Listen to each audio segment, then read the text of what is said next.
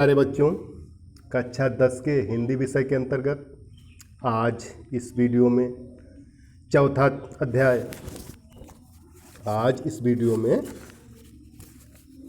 अध्याय डॉक्टर राजेंद्र प्रसाद जी द्वारा लिखित भारतीय संस्कृत का अध्ययन करेंगे।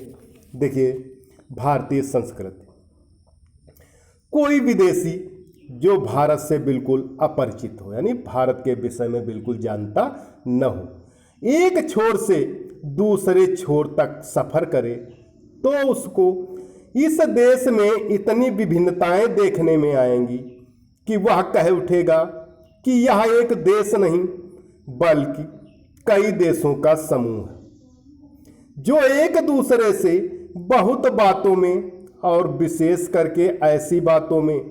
जो आसानी से आंखों के सामने आती हैं बिल्कुल भिन्न है। प्राकृतिक विभिन्नताएं भी इतनी और इतने प्रकार की और इतनी गहरी नजर आएंगी जो किसी भी एक महाद्वीप के अंदर ही नजर आ सकती हैं। हिमालय की बर्फ से ढकी हुई पहाड़ियां एक छोर पर मिलेंगी और जैसे जैसे वह दक्षिण की ओर बढ़ेगा, गंगा, जमुना, ब्रह्मपुत्र से प्लावित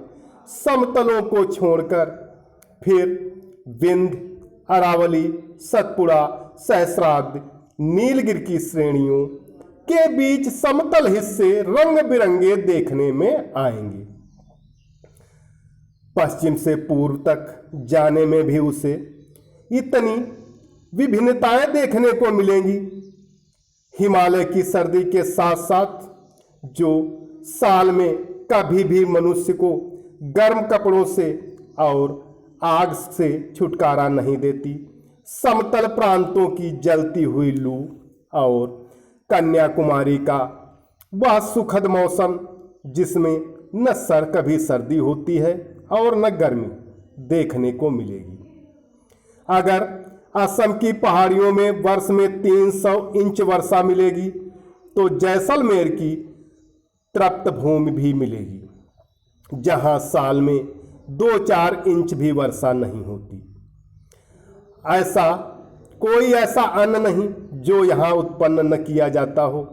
कोई ऐसा फल नहीं जो यहाँ पैदा नहीं किया जा सके, कोई ऐसा खनिज पदार्थ नहीं जो यहाँ के भूगर्भ में न पाया जाता हो, और न कोई ऐसा वृक्ष अथवा जानवर है जो यहाँ फैले हुए जंगलों में न मिले। यदि इस सिद्धांत को देखना हो कि आब हवा का असर इंसान के रहन सहन, खान पान, वेशभूषा, शरीर और मस्तिष्क पर पड़ता है तो उसका जीता जागता सबूत भारत में बसने वाले भिन्न भिन्न प्रांतों के लोग देते हैं। इसी तरह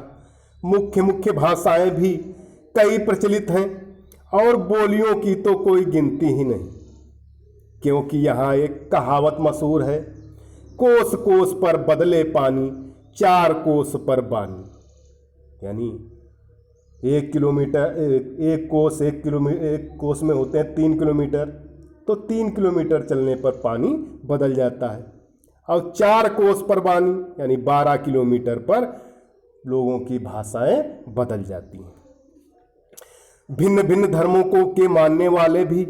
जो सारी दुनिया के सभी देशों में बसे हुए हैं, यहाँ भी थोड़ी बहुत संख्या में पाए जाते हैं। और जिस तरह यहाँ की बोलियों की गिनती आसान नहीं, उसी तरह यहाँ भिन्न भिन्न धर्मों के संप्रदायों की भी गिनती आसान नहीं। इन विभिन्नताओं को देखकर अगर अपरिचित आदमी घबराकर कह उठे कि यह एक देश नहीं अनेक देशों का समूह है, यह एक जाति नहीं अनेक जातियों का समूह है, तो इसमें आश्चर्य की बात नहीं, क्योंकि ऊपर से देखने वालों को जो गहराई में नहीं जाता विभिन्नता ही देखने में आएगी।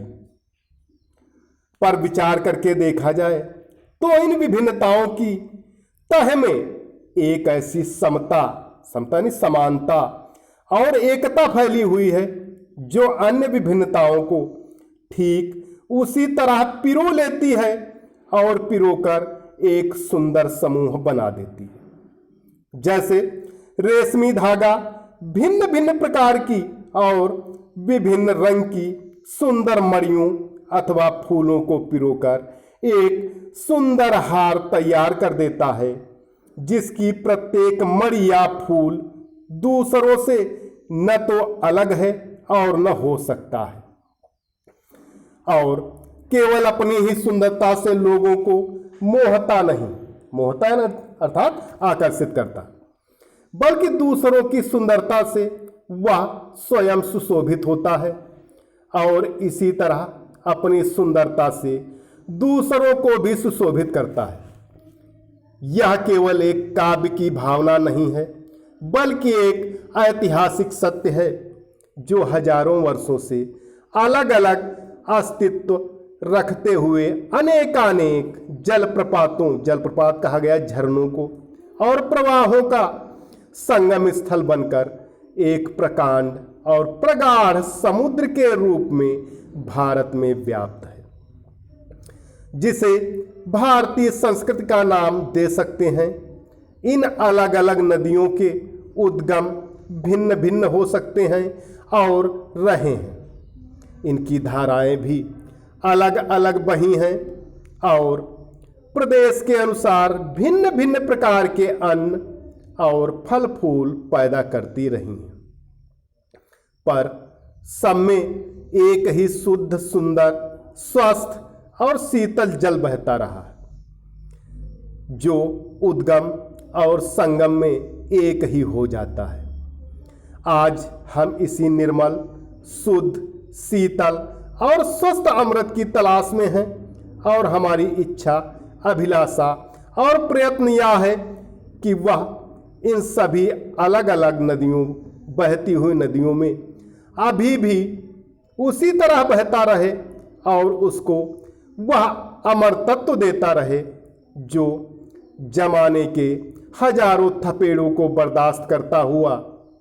भी आज हमारे अस्तित्व को कायम रखे हुए है और रखेगा। तो प्यारे बच्चों, आज के लिए इस वीडियो में इतना ही। सभी विद्यार्थी पाठ के अंत में पैराग्राफ दिया हुआ है, उसके नीचे क्वेश्चन दिए हुए हैं, तो पहले पैराग्राफ